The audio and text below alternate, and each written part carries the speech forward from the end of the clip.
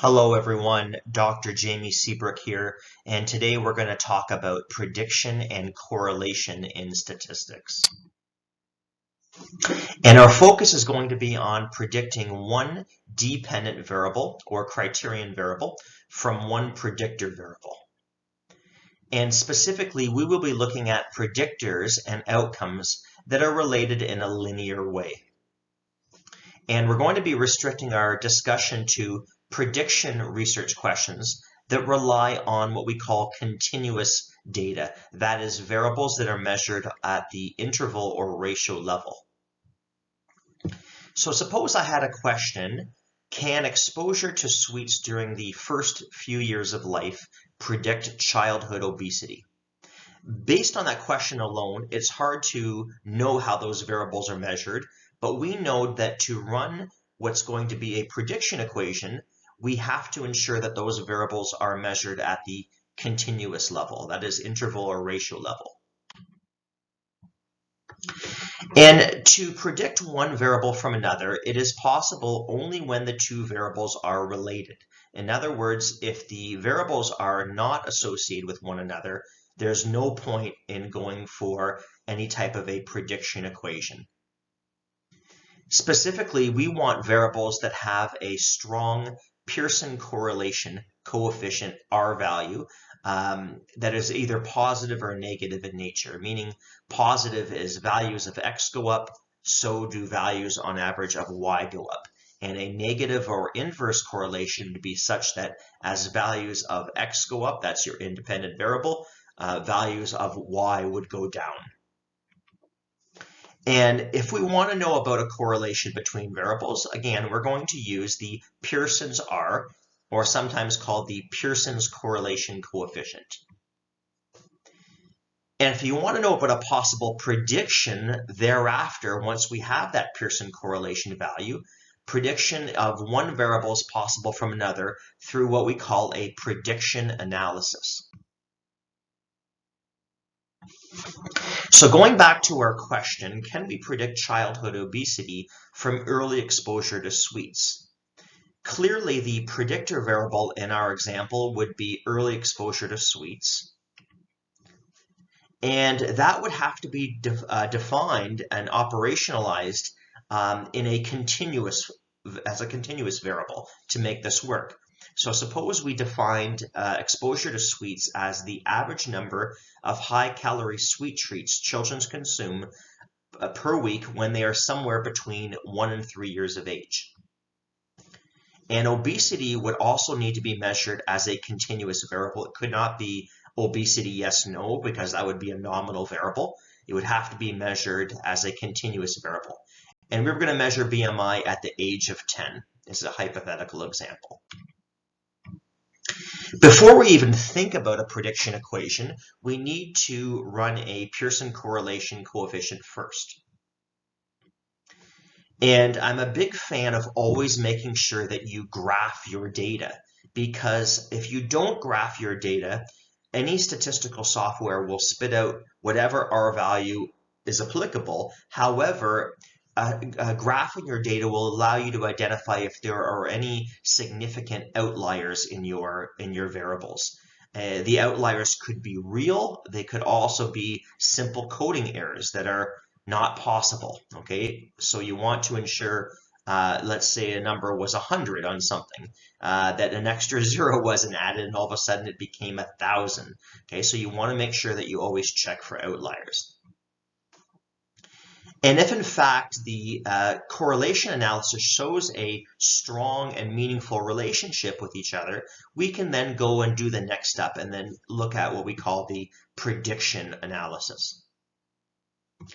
So suppose our null hypothesis, that's the age 0, is that sweets consumed in early childhood and middle childhood BMI are not associated. Our alternative or research hypothesis would be not that more sweets consumed presumably in early childhood would relate to higher BMI in middle childhood. Different statistical software will allow you to get at a Pearson's R in different ways.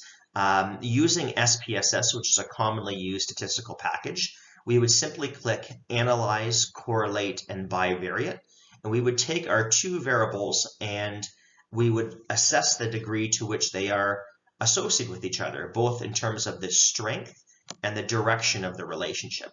So in this hypothetical example here, where I'm looking at height and jump distance, we can see that the direction of the relationship is positive. It's R value of 0.71 rounded. It is also statistically significant with a p-value rounded to 2 decimal points of 0.01. And in terms of interpretation of an R value, generally speaking, an R value, positive or negative, of 0.1 would be considered a small or weak relationship. 0.3 would be considered a moderate or medium relationship, and 0.5 or larger would indicate a strong relationship between the variables. In other words, we have a strong Pearson's R value here, such that the taller someone is, as height goes up, so too would the jump distance, with a sample size of 14 people. So going back to our same example, suppose we knew that sweets consumed and BMI were in fact related, and we graphed our data and the scatter plot showed no obvious outliers. So then to predict BMI from sweets, we would create what's called a regression or prediction equation. And this is a formula used to predict one variable from another. In linear regression, the prediction equation is the form of a line, okay? And because we are looking at a linear relationship between the variables.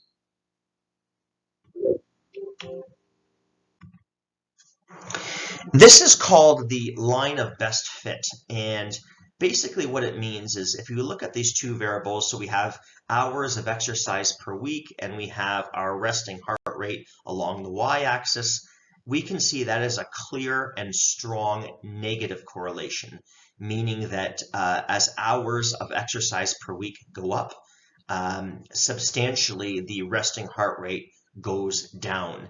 And the line of best fit, if we see that line, is that line that goes from the top left corner to the bottom right corner of the graph. And if it was a perfect relationship, a perfect negative, all of those dots would be perfectly on the line. Now, they're not perfectly on the line, but they are very, very close to that line in terms of the clustering, indicating a strong inverse correlation between these two variables. So the line of best fit is called the regression line, or the line of prediction. And this line allows prediction of our dependent variable from a predictor, assuming in fact that these two variables are related in a straight line, that is a linear way. And the prediction line shows the value of y to predict based on some value of x. So when we look at our prediction or regression equation, to obtain an exact predicted y value for some value of x, we would then use our regression equation. So the equation would allow us to insert any value for any number of sweet treats consumed per week by young kids, and then subsequently predict BMI at age 10. And again, I'm going to use SPSS as my example, but SPSS provides two components we need to have this regression line. The first is the slope, and the second is the Y-intercept. So the slope of a regression line is the value for the slope, which tells us the slant of that regression line, including the angle and how much it slants. So in the line formula, slope is symbolized by b, and in SPSS, this b value is represented by a capital, a large B, and has some associated p-value to indicate whether in fact the variable predicts it well. And again, if we use the standard cutoff value of 0.05, it would mean that any p-value less than 0.05 would in fact mean that we have a statistically significant association. The y-intercept tells us the place at which the line would cross the y-axis on a graph. So in the line formula, the y-intercept is symbolized as a lowercase, a small a. So here is the formula for the regression line. Y equals bx plus a, and it looks a little daunting if you don't know statistics, but it's in fact not that difficult. The x value in the y equals bx, the x represents the predictor value for a given individual person. So that can be whatever our predictor variable is. And then using the regression equation, we can insert a value for x. So a hypothetical example here is that if the average child consumed about 10 sweets per week, we would simply insert that 10 into the equation and predict y, that is our BMI, for a given individual child. No prediction is perfect, okay? So error always exists. Prediction analysis yields a value for error and tells us basically how far off we'd be each time we predict our outcome from the given predictor. So if the predictor and criterion, that's the dependent variable, have a very strong correlation, that's going to mean we're going to have less error during the prediction, and vice versa. If the Pearson correlation coefficient is small or moderate level, anywhere around there, it's going to increase our error.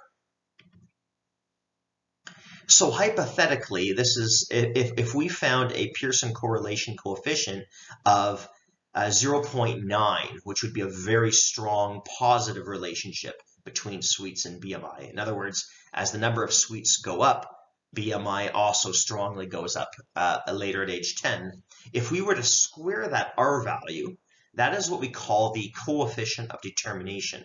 So we take 0.9 and we multiply it by 0.9, we square it, we would get a value of 0.81. In other words, the two variables have 81% of their variability in common, and only 19% of the variability is not explained by sweets consumption. In other words, if I say this another way, if we had an R square of 0.81, 81% of our BMI at age 10 is explained by the number of sweet treats in early childhood. This is very, very interesting. If we look at the figure to the left, we see that this indicates the amount of overlap between variables. So hypothetically, if we had a Pearson correlation of 0.30, and we were to square that value, that would be our coefficient of determination, our R squared value would be only 0.09.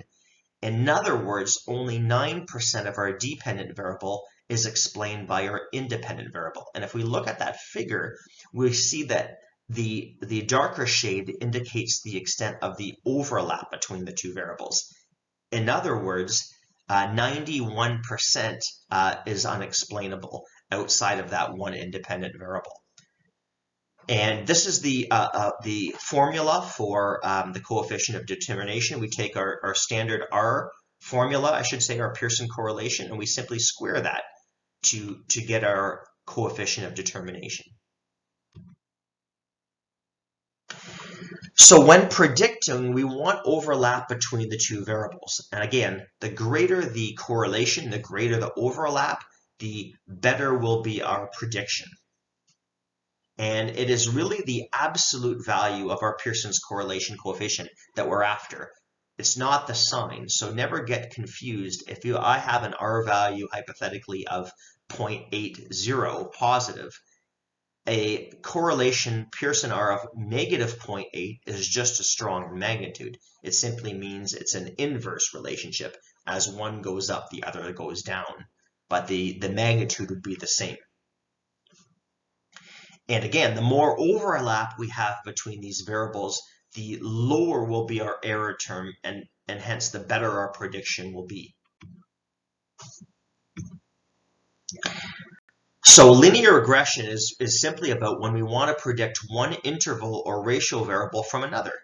And we've run our Pearson correlation coefficient. We found a strong Pearson R value, and we want to take the next step and use a linear regression between X and Y. And in SPSS, we would click Analyze, Regression, and then Linear.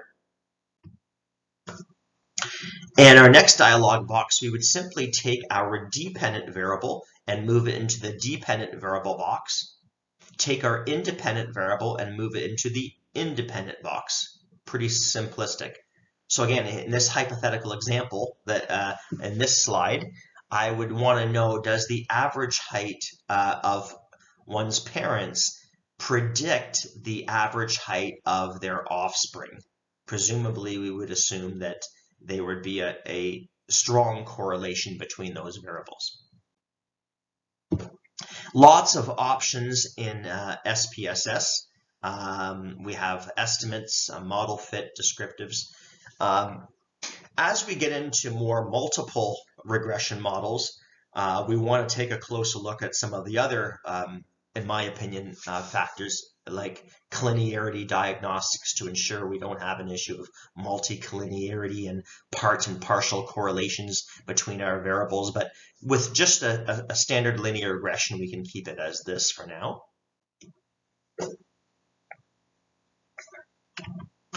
So under model summary here, we see that the R value is very high. It's 0.867. The multiple correlation here ranges from 0 to 1 and indicates the ability of a variable to predict an outcome. So we're getting quite close to 1. In other words, we have found a strong relationship here. And just as our Pearson's correlation can be used and can be squared to calculate the amount of variance in common between our variables, R squared in regression illustrates the extent of the overlap. So if we take our R squared value of 0.752, it basically means that 75% of the variables are overlapping. And under coefficients, that's the bottom table, we are going to focus on the larger B column. So to the right that's the constant, is 133.556. That is the value of the Y-intercept, and that is the A when we go Y equals BX plus A. To the right of temperature, we get a value of negative 0.897. That is the slope of the regression line. And together these values create what is known as that regression or prediction equation. And we know that temperature is a good predictor of, and if you look at our dependent variable here, of attendance. And because this slope of the regression line is negative, it indicates an inverse or negative correlation. In other words, the higher the temperature outside, the warmer it is, the lower will be the attendance at school, for example. Perhaps they're out at the beach, or perhaps they're just wanting to be outdoors and not listen to professors like me. And we also have a p-value of 0.001, indicating a statistically significant relationship between temperature and attendance. So we can predict attendance from temperature simply by using that equation. We take our y, and it equals negative 0.897. We would substitute a value in for x depending on whatever degrees of temperature it is outside. In Canada, we use Celsius, so I will use that. And then we take our A value, which is 133.556, and put that into the equation.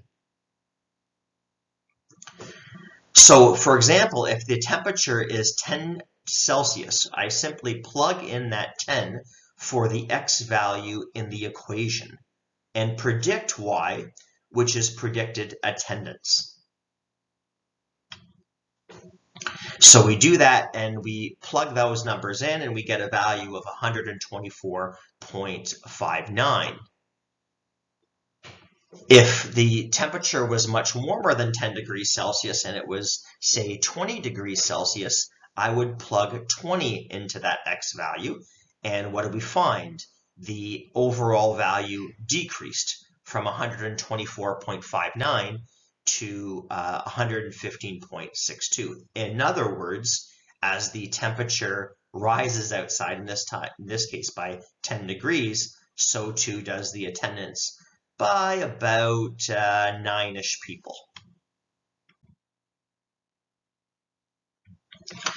The same SPSS output also offers something called the standard error of the estimate in the model summary table. That is the top table and the column to the far right, rather.